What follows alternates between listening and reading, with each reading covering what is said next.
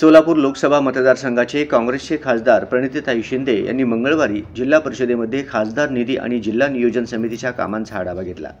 या बैठकीला मुख्य कार्यकारी अधिकारी कुलदीप जंगम, अतिरिक्त मुख्य कार्यकारी अधिकारी संदीप कोहिनकर, कार्यकारी अभियंता संतोष कुलकर्णी, माजी गृह राज्यमंत्री सिद्धाराम म्हैत्रे, जिल्हा काँग्रेसचे कार्याध्यक्ष सुरेश हासापुरे, शहर काँग्रेसचे अध्यक्ष चेतन नरोटे, तालुका अध्यक्ष सुलेमान तांबोळी, प्रशांत साळे, जिल्हा उपाध्यक्ष राजेश अप्पा पवार, संदीप पाटील, रविकांत कोळेकर, मनोज येलगुलवार, तिरुपती परकीपंडला आदी ग्रामीण भागातील पदाधिकारी उपस्थित होते। या बैठकीत खासदार शिंदे यांनी खासदार फंड आणि जिल्हा परिषदेच्या विविध निधीचा आढावा घेतला।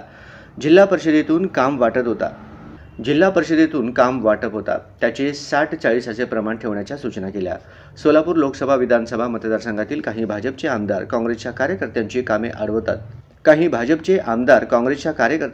अडवतात, त्यात मुख्य कार्यकारी अधिकारी यांनी लक्ष घालावे। खासदार निधी आणि आमदारांच्या निधीचा काय संबंध असा प्रश्नही त्यांनी उपस्थित केला। शासकीय अधिकारी सत्ताधाऱ्यांचे हस्तक न होता निष्पक्षपातीप्रमाणे काम करावे। काँग्रेस कार्यकर्त्यांची सामान्य जनतेची कोणतेही कामे अडवू नका, अन्यथा मला विभागीय चौकशी लावण्यास, हक्कभंग आणण्यास भाग पाडू नये, अशी ही कठोर भूमिका खासदार प्रणिती शिंदे यांनी या बैठकीत मांडली। या बैठकीत अनेक विषयांवर सिद्धाराम म्हैत्रे व सुरेश हासापुरे यांनी प्रश्न उपस्थित करत त्याची सोडवणूक करण्याची मागणी केली।